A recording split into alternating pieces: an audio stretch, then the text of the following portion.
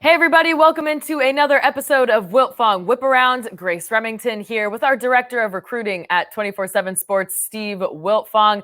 We are just 2 weeks away from the start of the early signing period. So Steve, I know your phone has just been ringing off the hook, but not only that, you've been traveling. You just came back from a short trip to Mobile, Alabama after visiting the Alabama-Mississippi AllStar game. So start us off with a list here of the guys who impressed you most.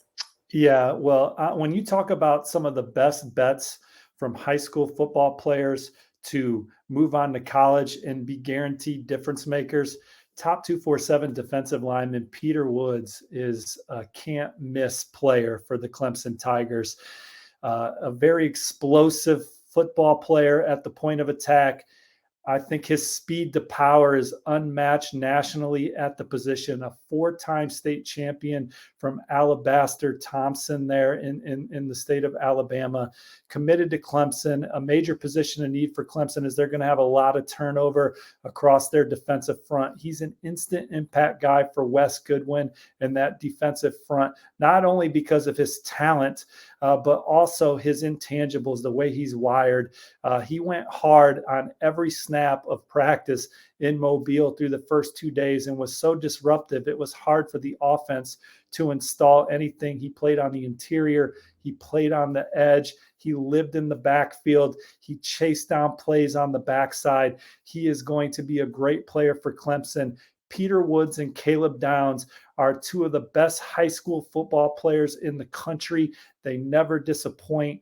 They're going to be major difference makers on the next level. Caleb Downs committed to Alabama right now, but Ohio State trying to flip him. And then Peter Woods committed to Clemson. He said Deion Sanders tried to call him. He said he still talks to Freddie Roach at Alabama, but he doesn't talk to anybody more than Clemson, and he is going to be a big-time player for Clemson. I loved top 247 linebacker Suntarine Perkins, currently committed to Ole Miss, Grace. Alabama trying to flip that. Suntarine Perkins, when I talked to him at check-in on Monday, he said he was not planning on signing and that he was going to take an official visit to Alabama in January. He's going to be back in Oxford this weekend for his official visit. He's going to play in the Alabama-Mississippi game on Saturday. Then he's going to take his official visit to Ole Miss after that. And I think Lane Kiffin and company are going to try and convince him to sign his letter of intent on December 21 when the early signing period starts. But he is one of the best two-way players in the country, had a magnificent state title game. He is a rangy linebacker that in practice on Monday, he was rushing the passer on one play, covering the slot on the next play, a very versatile second-level defender, the type of player that Ole Miss really needs on their defense as they try and build their program up within the SEC, the kind of player that we're so used to seeing at Alabama as the Crimson Tide try and flip him. Another player that now Ole Miss is trying to flip is four-star running back Dante Dowdell. He told me he may visit Ole Miss this weekend following the game. He's currently committed to Oregon. He said he's 55-45 Oregon Ole Miss right now, which to me makes it a toss-up late in the process. I thought he was a terrific running back prospect, rushed for over 2,000 yards as a senior, 2 straight years of over 2,000 yards rushing, but I thought he really flashed at the Alabama-Mississippi All-Star game. So did Auburn running back commit Jeremiah Cobb, who's got 3 straight 2,000 rushing seasons. He's going to be a guy that I think Hugh Freeze can count on early. And one more player I want to mention from Mobile that I really liked, Penn State commit Dakari Nelson. He was fantastic, looks ready to go and help right away in Happy Valley, picked off 7 passes as a senior, scored 5 touchdowns on offense. He played in numerous spots in the secondary through 2 days of practice at Alabama, Mississippi. Penn State has a sneaky good defensive back class here, and he's part of it. Let's get into some recent commitments. Wednesday night, Texas A&M lands a commitment from 5-star running back Reuben Owens. I thought this was super interesting. Before his announcement, the Aggies had no offensive skill players in that 2023 class of 12 commits, so a huge one there. But he had decommitted from Louisville earlier in the week after all those coaching changes. So, Steve, what can you tell us about Reuben Owens' recruiting process? Well, first, I've been doing a lot of radio lately, and people asking me why A&M's having a down recruiting class coming off, or X, Y, and Z. People like to bag on the Aggies right now, kick them while they're down. They didn't have the season that they wanted to have this year, obviously. But it was always going to be a smaller recruiting class for them, Grace. So Reuben Owens was commit number 12 for them.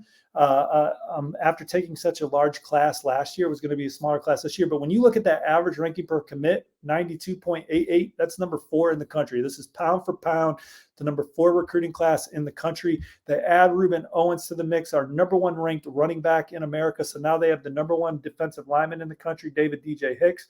They have the number 1 running back in the country, Reuben Owens. They're doing a good job of keeping the best players in state. He had over 7,000 career rushing yards, over 100 touchdowns, great speed. We've seen him on the camp circuit, extremely competitive, can really catch the football. He can be a difference maker in a lot of ways. Texas A&M goes out there and lands Reuben Owens. They're in the mix for some blue chip prospects down the stretch. They could get the number 1 linebacker, Anthony Hill, back in the fold. I know he's trending Texas on the 24/7 Sports Crystal Ball, but I'm not counting out the Aggies down the stretch for him.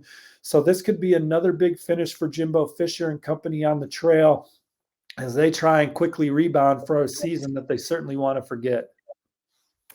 And with Aggies running back Devin Achane declaring for the NFL, maybe Reuben Owens gets some playing time sooner rather than later. He would have anyway, Grace. He's an impact player. That's a position where you're rotating backs. Certainly now there's more opportunity for him to get more burn with Achane gone. And Achane, they're going to miss him because he's one of the most dynamic players in the country.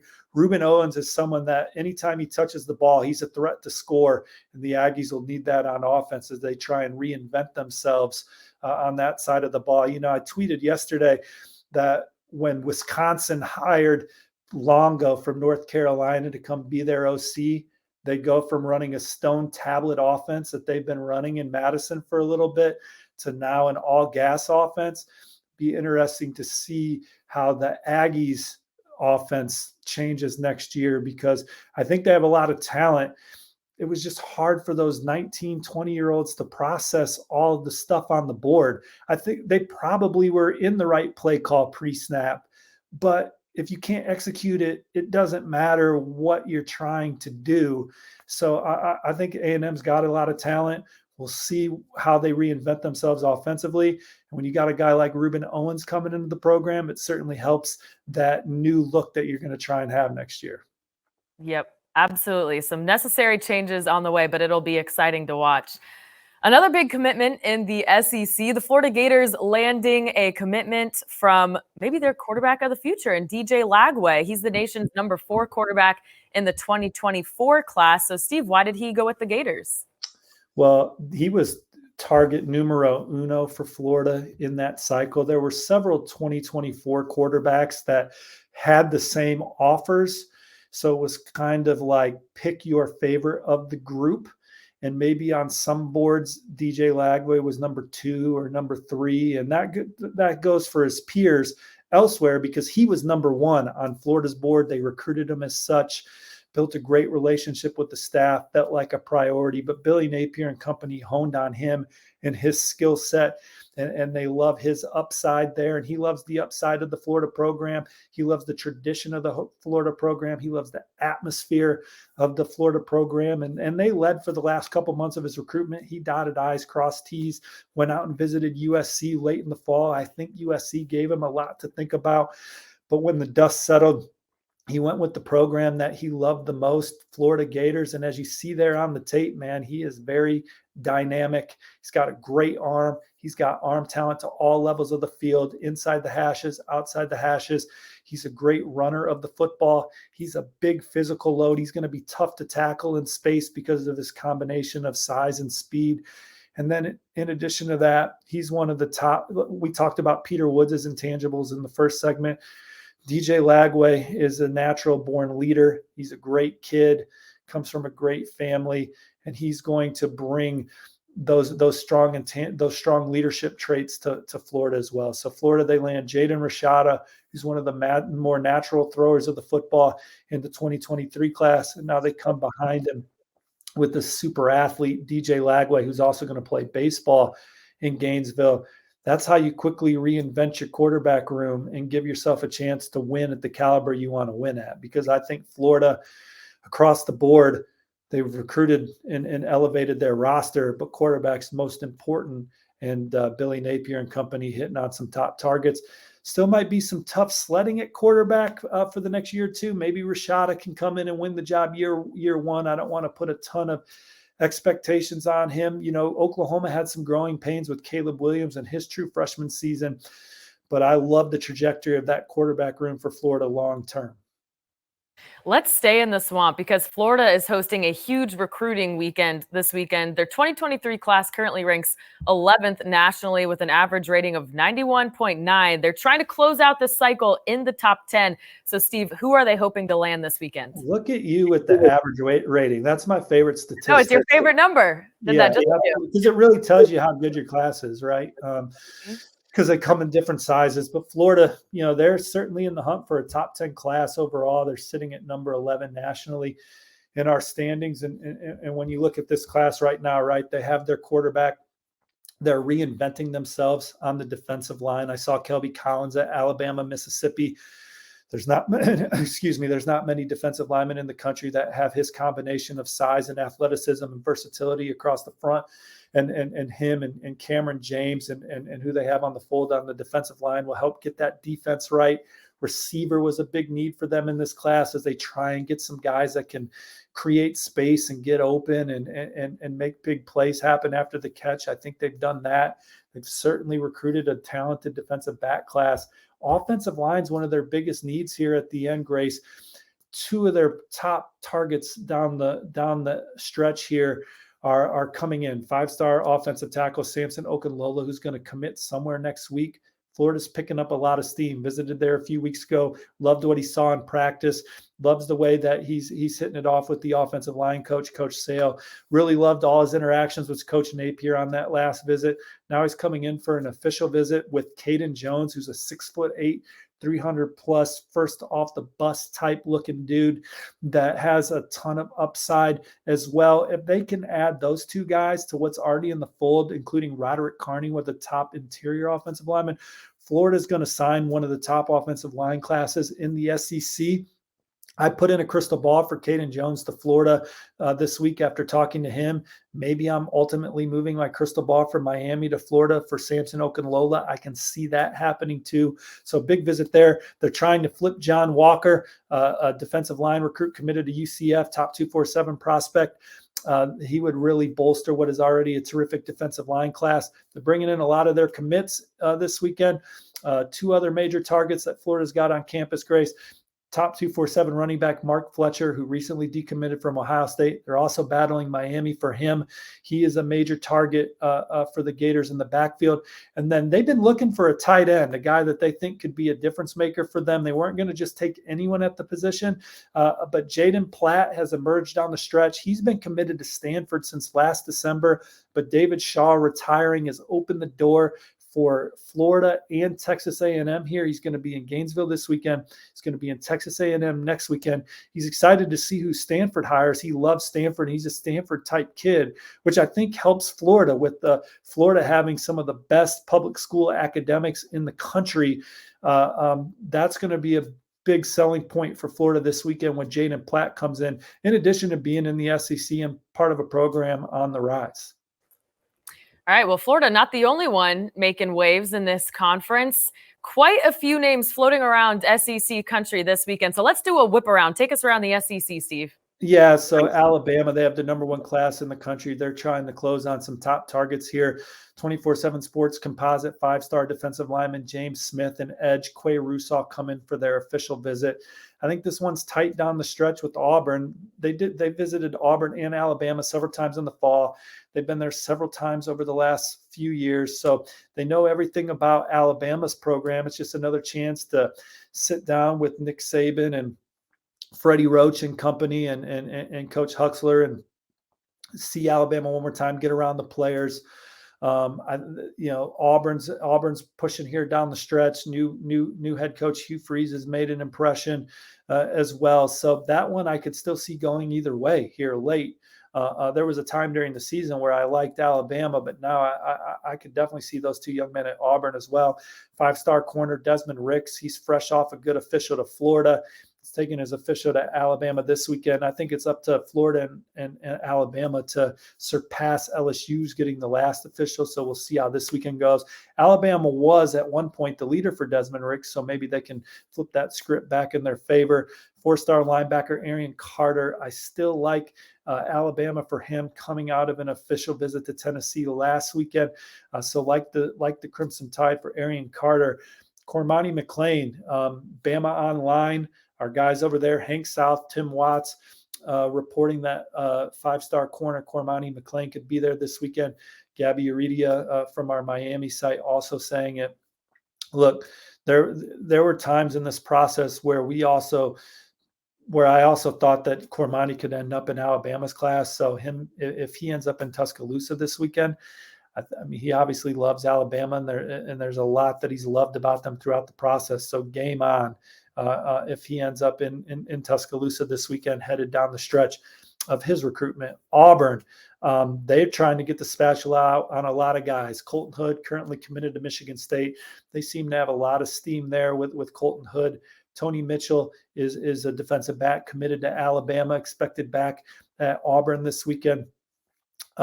He's saying all the right things about sticking with his pledge to Alabama when guys like Hank South talk to him, but he certainly has given Auburn and Texas A&M a lot of reasons to think that they're in it. So nothing would surprise me with Tony Mitchell coming down the stretch, 4-time state champ from Alabaster Thompson.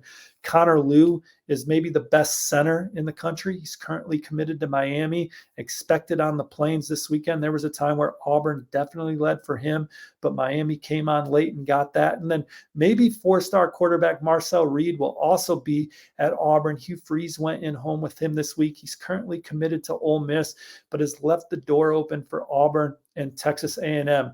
Georgia, they have the number 2 class in the country right now, Grace. They have a chance to finish number 1. Couple targets coming in this weekend for them. Defensive lineman Jordan Hall. He's a guy that the 24/7 Sports Crystal Ball favors Georgia for, but LSU, Florida, Alabama, Florida State, some of the other contenders for him, that one could get wild down the stretch, but I like Georgia coming into the visit. Kyron Jones is a defensive back target for Georgia that's currently committed to NC State, unofficial not too long ago, coming in for his official visit. There are some people with knowledge of that recruitment that believe he'll ultimately end up in Georgia's class. Damon Wilson not visiting this weekend, but this is a perfect time to bring him up. Closing in on a decision, Ohio State and Georgia. My crystal ball is on Ohio State, but I just feel like Georgia has a lot of momentum down the stretch, and I think there's people around Damon that would like to see him at Georgia instead of Ohio State. So Georgia, a team to watch there for the 5-star edge rusher from Venice. LSU hosting tight end Jackson McGonahan, a former Cincinnati commit that they're in terrific position for. 4-star defensive lineman Ashton Porter headed to Mississippi State this weekend. That's a pivotal visit for them as they try and land a difference maker at the point of attack. Lots of good stuff there. Just a reminder to everyone. Hey, Grace, we should tell people we're recording this Thursday morning. So by the time this runs on Friday, if there's more names and we didn't mention them, y'all know recruitment's fluid. Y'all know that information is subject to grow. That's what I was about to tease, Steve. We are on the same wavelength here because it's so fluid. If you guys are listening and you're not following Steve on Twitter, SWiltfong247, you're really missing out because no one has more scoops than Steve. All right, let's do our mailbag questions. Thank you, as always, to everyone who sent them in. We are starting with Jordan Weiss, 25. He asks, what's the latest on running back Christopher Johnson? Well, my colleague Andrew Ivins reported that he's going to be back at Miami this weekend, and Ole Miss is certainly a school that's very much in the mix for him as well. But they're in the mix for a couple running backs, Kedrick Riscano. We talked about Dante Dowdell. He's at Miami this weekend. That's still where my crystal ball is at. I think that one, I don't know if I love that pick, but I don't hate it. right now as Miami tries and close on some top targets. Okay, our next question from Nicholas Barone. Where could USC pivot in 2024 with DJ Lagway committing to Florida? Well, we've seen in the past with Lincoln Riley that nobody's off limits, right? So maybe he goes after a guy that's committed elsewhere. Maybe they evaluate some guys in camp and go that route. But one thing I never worry about is Lincoln Riley in the quarterback position. I think that, they'll be in on some guys. Maybe they push for Elijah Brown from Mater Dei there locally. Maybe they try and flip a guy. Maybe they identify a guy here late in the process. Maybe they continue to recruit DJ Lagway and see what happens there. It's a marathon and not a sprint. Right now, they didn't land one of the guys they heavily coveted, but they have Malachi Nelson committed in 2023, who's arguably the top player at the position. It's not a big priority position from my standpoint with USC in 2024. I think the Trojans are going to be all right. Well, that's a good point. Even though DJ Lagway is committed elsewhere, you never stop recruiting, especially with the transfer portal. All right, and our final question coming from Jonathan Owens. What's the latest on Daniel Harris? So this is one where my crystal ball is danced because behind the scenes, I think that Georgia has a lot of reason to believe that they're going to get him back in the fold. But with that, I think the dialogue and everything remains super positive with Penn State. And so while my crystal ball is back with Georgia for Daniel Harris, I have been on Penn State recently too, and nothing would surprise me here down the stretch as Penn State has done a fantastic job recruiting him here at the end. And if Penn State can add him to a class that right now, Grace, is ranked number 13 nationally, which again, what I think is a very sleepy good defensive back haul. You have King Mack and Conrad Hussey from St. Thomas Aquinas in the fold. You have Elliott Washington, a former Alabama commit from Venice, Florida. Damon Wilson's commit in the fold. And then we talked about Dakari Nelson. If they can add Daniel Harris to that, that'll be one of the best DB hauls in the Big Ten this cycle, as Penn State puts the finishing touches on a haul that currently ranks number 13. It's only going to get crazier as we get closer to that December 21st early signing period. Steve, thanks so much for your insight today. I know you're running on fumes, recording this, just a few hours after taking a red eye back from Mobile. So go get some rest. You deserve it. And to everyone listening and watching, thank you for tuning in. Remember, no one has better information than 24/7 Sports. So you got to subscribe to the team sites, to our website, and subscribe to the 24/7 Sports YouTube channel. Thank you, and we'll see you back here soon.